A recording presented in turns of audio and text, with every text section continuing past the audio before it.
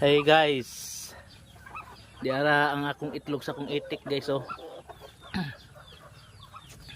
ay, naitik ay yung inahan. Oh, daghan eh. Oh, 3, 6, 11, 15, 19 na kabuk guys. 19 ang karing loyo. Karing loyo ilam ni 4, 5, pulo 16 kabuok kani 19 napun ano na siya og duha kabuok napun anig duha kabuok guys sa kuan guys sa usa ka itik napun o tulo 16 unta ni siya tulo lang akong napuno dali ra mo dagan ang itik guys wala ni akong itik din tulo nga babae. What's up? Di arang atong manok magtubong tag panihapon. Gagmay pa ni guys, gagmay.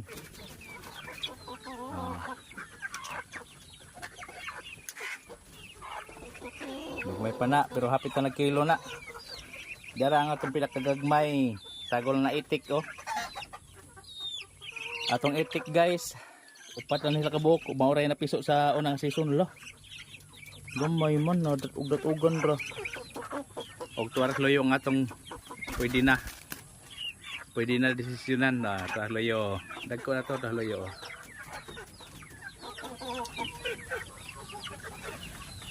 Kapag dito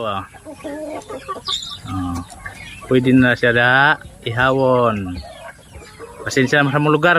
Basa kayo lapok. Bye-bye. Diya pa tong piso amigo. Ako nagikuhaan sa suga. Okay naman sila, dagko na, buyag. Dito nilang balibo. Muna ang atong last nga piso. Karon narin sad ta sa kuan, pasensya na mo, hugaw akong tangkal tungod sa mga manok nga gikan sa ubos. Lapok ang sa ubos niya tapong sa kadriya. Natin naglumlum sa duha. Tulo. Ito pa dito, naglumlum na to. Pero karon mga amigo, gamay lang tag manok. Akong gipang ihaw ang mga ugang nga una.